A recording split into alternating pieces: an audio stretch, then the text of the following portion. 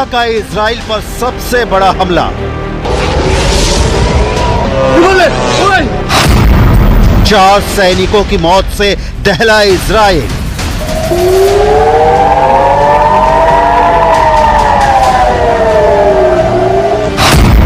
साठ लोगों के घायल होने से हाइफा में मची हलचल।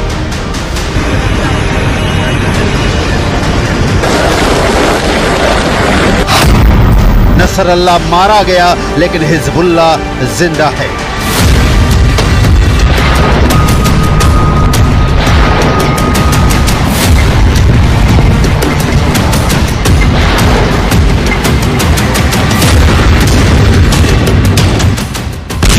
हिजबुल्लाह का कमर तोड़ने वाले अटैक के बाद इजराइल इस मुगालते में था कि अब कम से कम हिजबुल्लाह इजराइल के खिलाफ डायरेक्ट अटैक नहीं करेगा। लेकिन हिजबुल्लाह ने ऐसा करारा जवाब दिया कि इजराइल के होश उड़ गए हैं।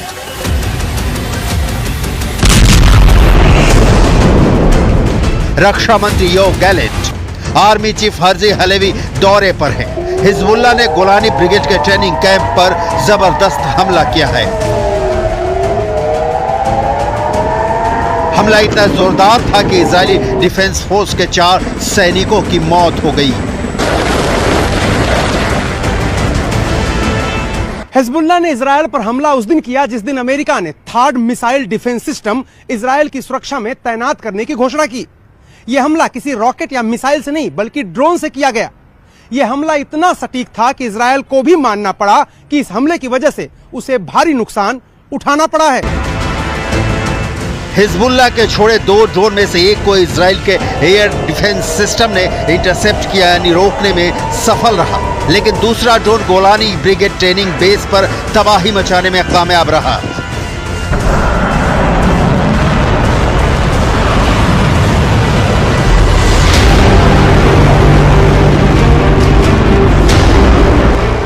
दो दिनों में इजराइल के खिलाफ हिजबुल्लाह का ये दूसरा हमला है। जब हिजबुल्लाह ने सेंट्रल इजराइल के बिन्यामिना के पास एक मिलिट्री बेस पर ड्रोन से बड़ा हमला किया है। इजरायली मीडिया रिपोर्ट में कहा गया है कि इसने बेस के अंदर एक डाइनिंग हॉल को निशाना बनाया था। यह हमला उस वक्त हुआ जब इजराइल के सैनिक खाना खा रहे थे। कहा जा रहा है कि ड्रोन के आने के पहले कोई सायरन नहीं बजा था, जिससे सैनिकों को सुरक्षित होने का मौका नहीं मिला।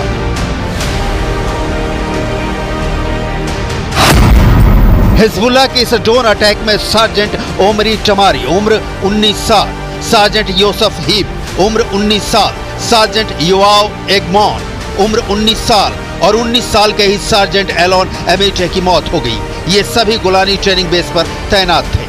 जंग की शुरुआत से ही इजराइल यूएवी के खतरे का सामना कर रहा है। बिन्यामिना मिलिट्री कैंप जहां पर ड्रोन अटैक हुआ वो लेबनान की सीमा से महज 65 किलोमीटर दूर ही है। आईडीएफ ने अपनी शुरुआती जांच रिपोर्ट में पाया है कि ये दोनों ड्रोन समुद्र की सीमा के रास्ते इजराइल में घुसे। ये दोनों ड्रोन मिरसाद थे, जिन्हें ईरान में अबाबिल टी भी कहा जाता है। मिरसाद ड्रोन हिजबुल्लाह का आत्मघाती ड्रोन है। मिरसाद 1 को ईरान के मोहजर 2 मॉडल के डिजाइन पर बनाया गया है। इसमें हिजबुल्लाह के लिए थोड़े संशोधन किए गए हैं। ये ड्रोन 40 किलोग्राम तक विस्फोटक ले जा सकता है। इसकी अधिकतम गति 370 किलोमीटर प्रति घंटा है और इसकी रेंज 120 किलोमीटर तक हमला करने की है। ये 3000 मीटर की ऊंचाई तक उड़ सकता है। हिजबुल्लाह अक्सर इसका इस्तेमाल इजरायली हवाई क्षेत्र में घुसने के लिए करता है। सबसे बड़ी बात यह है कि ड्रोन इजराइल के एयर डिफेंस सिस्टम को चकमा देने में सफल रहा। इजरायली वायुसेना के विमानों और हेलीकॉप्टर ने दूसरे ड्रोन का पीछा किया, लेकिन यह रडार से गायब हो गया। इजरायली सेना इसका पता नहीं लगा सकी क्योंकि शायद यह जमीन के बहुत करीब उड़ रहा था। अनुमान है कि रडार से गायब हुआ ड्रोन और हमला करने वाला ड्रोन दोनों एक ही थे।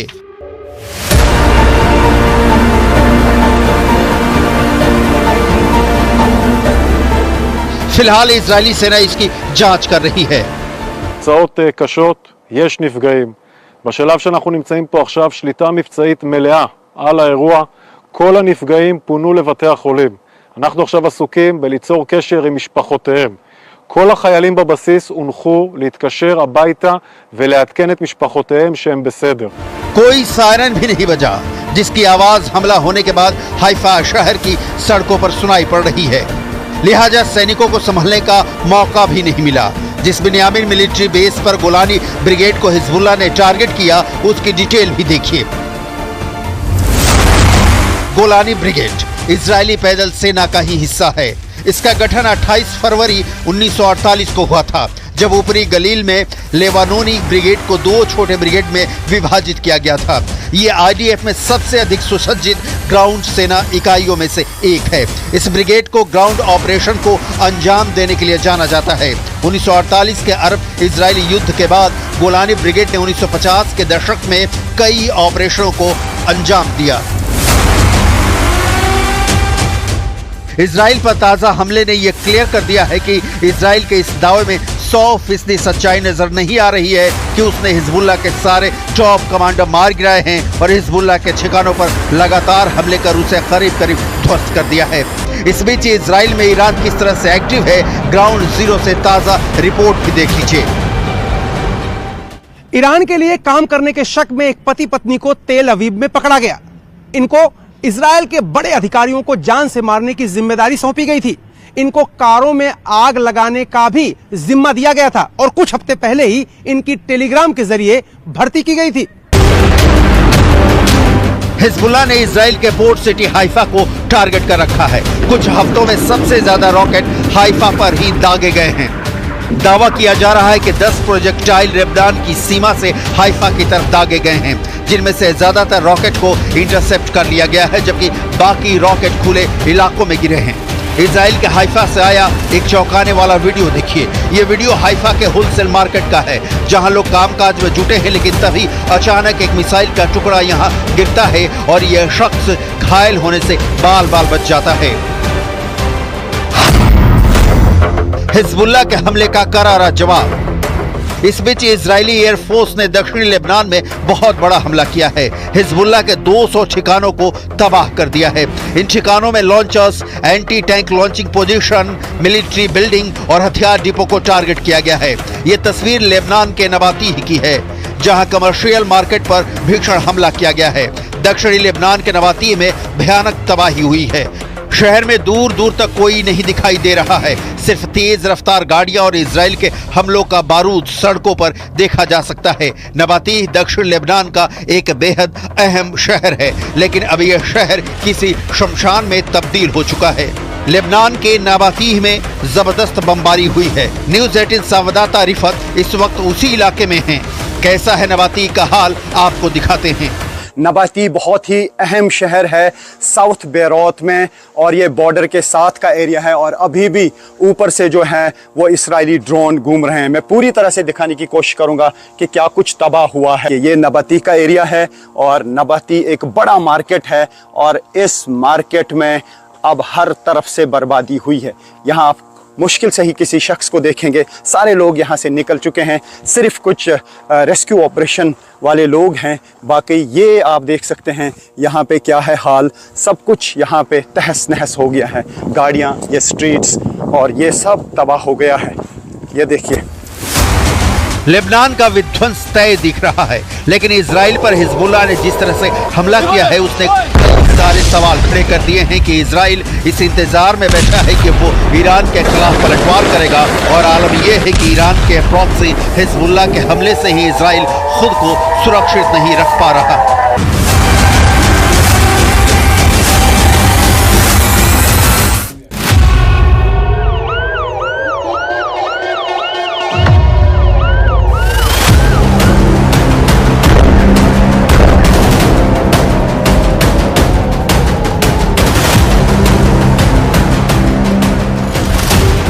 हाइफा अटैक ने साबित कर दिया है कि इजराइल और हिजबुल्लाह का युद्ध फंस चुका है। हाइफा अटैक ने बता दिया है कि ये युद्ध अब एक तरफा नहीं रहा। गारंटी पूरी है कि ये जंग लंबी चलेगी। हाइफा अटैक ने बता दिया है कि हिजबुल्लाह सुपर एक्टिव है और उसकी ड्रोन पावर से लेकर रॉकेट वाले अटैक में कोई कमी नहीं आई है, ना आएगी।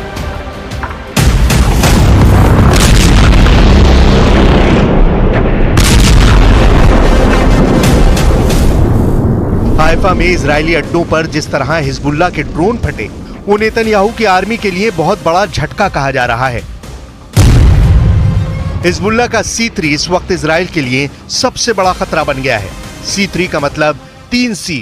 3C के मायने कमांड, कंट्रोल और कम्युनिकेशन। यानी हाइफा अटैक ने बता दिया है कि हिजबुल्लाह का C3 बरकरार है। अब सवाल उठ रहा है कि जो लीडरशिप और फोर्स का ऑर्डर हसन नसरल्लाह के वक्त मौजूद था, वो अब भी जिंदा है, या ये कहें कि हसन नसरल्लाह मरकर भी हिजबुल्लाह को कंट्रोल कर रहा है। यही मैसेज पूरी दुनिया को जा रहा है।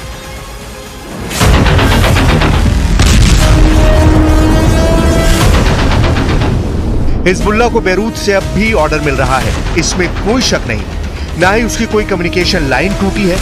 उसके हथियारों ने अब भी इजराइल को अपने टारगेट पर लिया हुआ है।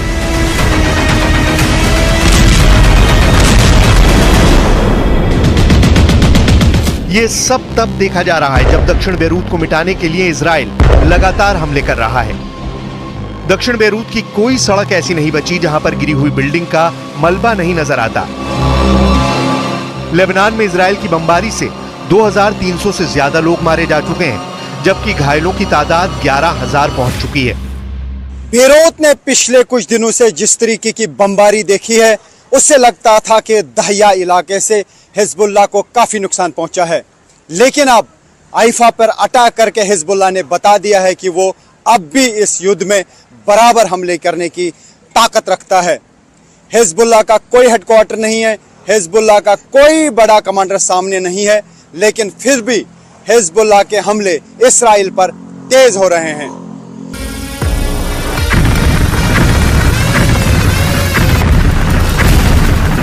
हिजबुल्लाह का मकसद साफ है और हाइफा से आने वाली तस्वीरें उसके मकसद को पूरा भी कर रही हैं। हाइफा की सड़कों पर एम्बुलेंस और मिलिट्री की गाड़ियों को दौड़ता हुआ देखकर पूरा इजराइल ही नहीं, अब दुनिया पूछ रही है कि हसन नसरल्लाह और उनके कमांडरों को मारने के बाद भी हिजबुल्लाह का नेटवर्क कैसे चल रहा है।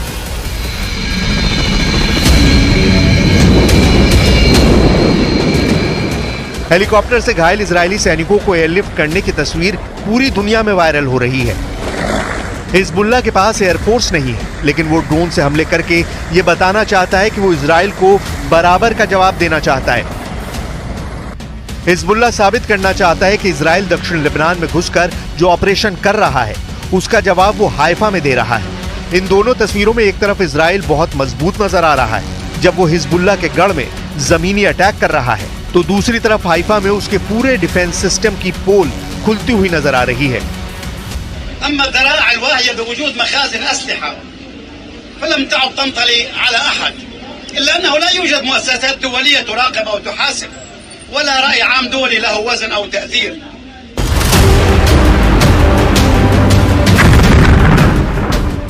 हिजबुल्लाह ने दक्षिणी हाइफा में गोलानी ब्रिगेड के अड्डे पर हमला किया। यहाँ इजरायली सेना का बिन्यामीना अड्डा है और यहाँ पर ड्रोन से पूरे इजराइल में हड़कंप मच गया। हाइफा में इजराइल के बहुत ही खास मिलिट्री अड्डे पर हुआ ये बहुत ही खतरनाक हमला रहा। ये नेतन्याहू की बड़ी नाकामी बताई जा रही है।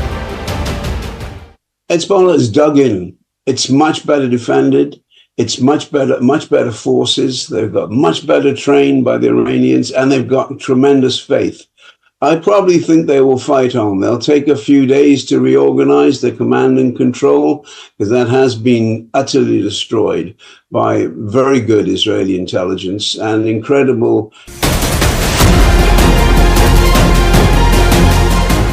हाइफा में अटैक के बाद अब सवाल इजराइल के पूरे डिफेंस सिस्टम पर उठ रहा है, जो पहले ईरान के 1 अक्टूबर वाले मिसाइल अटैक के बाद अपना रुतबा खो चुका है। सवाल है कि क्या नेतन्याहू का पूरा एयर डिफेंस सिस्टम इस वक्त सो रहा था जब हिजबुल्लाह ने हाइफा पर ड्रोन लॉन्च किए और इजरायली सेना के बहुत ही खास ठिकाने को टारगेट बनाया। लेबनान से लॉन्च किए गए ड्रोन को काउंटर करने की जिम्मेदारी आयरन डोम पर थी। आयरन डोम की रेंज 70 किलोमीटर से ज्यादा है और हाइफा की लेबनान बॉर्डर से दूरी है 27 किलोमीटर। यानी आयरन डोम का रडार दक्षिण लेबनान के अंदर गहराई तक किसी भी ड्रोन और मिसाइल को ट्रैक कर सकता है। लेकिन 13 अक्टूबर को आयरन डोम फेल हो गया।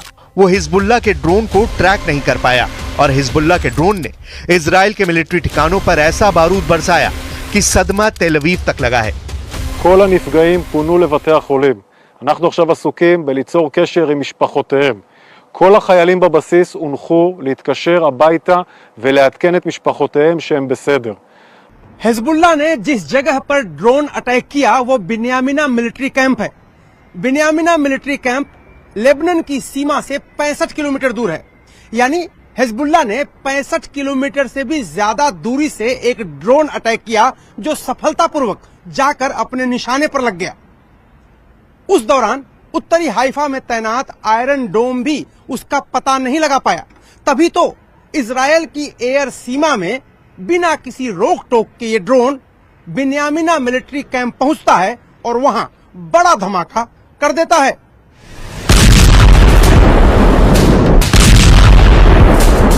साफ है कि हिजबुल्लाह के हमले के सामने इजराइल का आयरन डोम एयर डिफेंस सिस्टम सोता रह गया। ना ही हाइफा में अटैक से पहले सायरन बजा।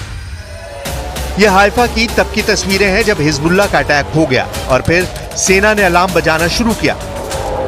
अब सवाल है कि इजराइल ने हाइफा पर हिजबुल्लाह के हमले के बाद क्या किया। गजा के देर अल बलहा में क्या हुआ, ये उसकी तस्वीरें हैं। बहुत ही खौफनाक वीडियो है। इजराइल ने अल अक्सा अस्पताल के बाहर हमला किया है। इस हमले में 4 लोगों की मौत हुई है और करीब 50 लोग घायल हुए हैं। धमाके के बाद यहां लगे कैंप में आग लग गई और सब कुछ जलने लगा। नेतन्याहू ने कहा था कि हसन नसरुल्लाह के मारे जाने के बाद हिजबुल्लाह का अंत हो जाएगा, जो नहीं हुआ। नेतन्याहू ने कहा था कि वो बेरूत को गजा बनाने से पीछे नहीं हटेंगे। बेरूत पर हमले जारी हैं, लेकिन हिजबुल्लाह एक्टिव है। नेतन्याहू ने कहा कि दक्षिण लेबनान से वो हिजबुल्लाह को उखाड़ फेंकेंगे। वहां भी ऑपरेशन जारी है और इजराइल के लिए गुड न्यूज सुनने को नहीं मिली है। Those pages haven't ended the war. They probably angered a lot of people in Hezbollah because, and it's not just Hezbollah, a lot of Lebanese don't like them, particularly Sunnis, but a lot of them feel that Hezbollah is representative of, represents Lebanese resistance. So what are they going to do? If Iran lets them, they'll fire some more of the ultra precise weapons in the next few weeks. So probably that's going to happen. Hezbollah और Israel की लड़ाई सिर्फ border पर नहीं हो रही, ये कई फ्रंट पर हो रही है। और नेतन्याहू के लिए बड़ी फिक्र की बात यह है कि अब ये फ्रंट इजराइल के अंदर खुल चुका है। इसमें कोई शक नहीं कि इजराइल अब बेरूत पर बमबारी का नया रिकॉर्ड बना रहा है। इजराइल इस वक्त बहुत ज्यादा दबाव में है। नेतन्याहू ईरान पर पलटवार करने की सोच रहे हैं, लेकिन पुतिन और पेजेकिशियान की मीटिंग के बाद ईरान से जो रिपोर्ट आ रही है वो इजराइल के लिए बुरी खबर कही जा रही है।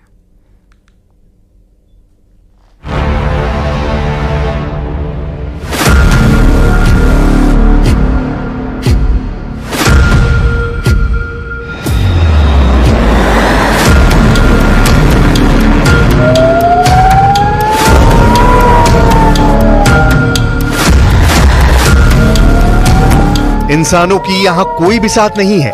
यहां कदम कदम पर मौत है, आसमान से बरसती मौत। हिजबुल्लाह सिर्फ युद्ध में मार नहीं खा रहा, इजराइल को मार भी रहा है, तबीयत से मार रहा है।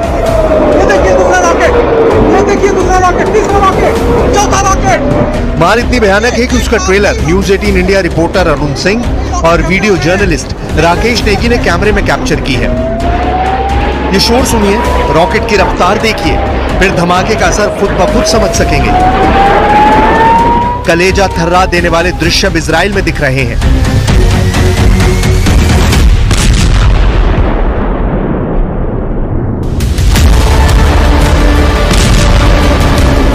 हिजबुल्लाह के हमले को नई धार मिली है। ईरान भी अब खुलकर इजराइल को दहलाने जा रहा है।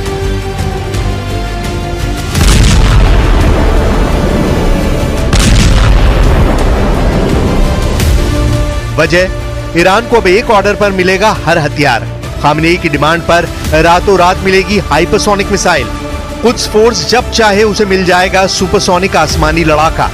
ईरान को न्यूक्लियर थ्रेट हुआ तो एटम बम का भी हो जाएगा जुगाड़। इजराइल हो या अमेरिका, ईरान को अब किसी से नहीं डर।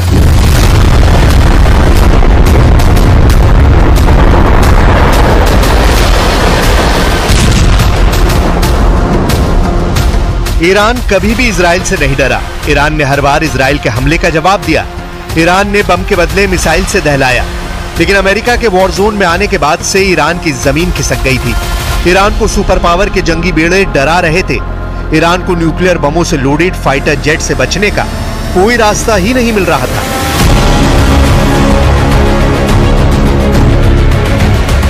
मगर अब तेहरान में टेंशन जैसी कोई बात नहीं। सुप्रीम लीडर अली खामनेई भी बेफिक्र है। वजह है मॉस्को से हुआ एक ऐलान। ईरान को रूस से क्या क्या गारंटी मिली है, डिटेल व्हाइट हाउस तक पहुंच गई है, जिसके चलते करीब एक हफ्ते से नेतन्याहू से बातचीत नहीं कर रहे प्रेसिडेंट जो बाइडेन ने फटाफट मीटिंग फाइनल कर ली है। यानी 2 हॉटलाइन एक्टिव है 24/7।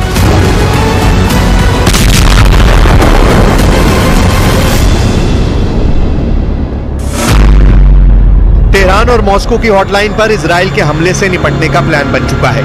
वहीं रूस के वॉर जोन में एंट्री के बाद प्रेसिडेंट बाइडेन और नेतन्याहू नई रणनीति बना रहे हैं।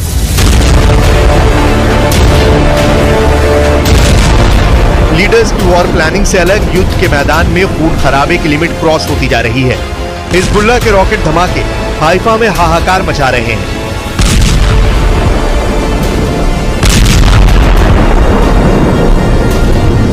जैसे बेरूत जल रहा है, ठीक वैसे ही दृश्य इजराइल में दिखने लगे हैं। लेकिन इजराइल के बारूदी प्रहार को झेलने की हिम्मत अब हिजबुल्लाह में बची नहीं।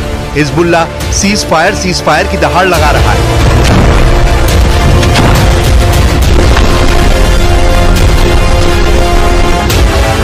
मगर इजराइल का मकसद साफ है। हिजबुल्लाह, हमास, हूती के साथ इन सब के अघोषित आका ईरान की तबाही। אנחנו משנים את המציאות מקצה אל קצה. וכל העולם משתאה מהמכות שאתם מנחיתים על אויבינו, ואני מצדיע לכם ואומר לכם, אתם דור הניצחון. יחד נילחם ויחד ננצח, בעזרת השם. जबकि युद्ध में इजराइल को भी भारी कीमत चुकानी पड़ रही है। हिजबुल्लाह लड़ाके इजराइल को घर में घुसकर दहलाने लगे हैं। यह हाइफा सिटी का हाल है। हिजबुल्लाह आर्मी ने हाइफा में रॉकेट धमाके की झड़ी लगा रखी है।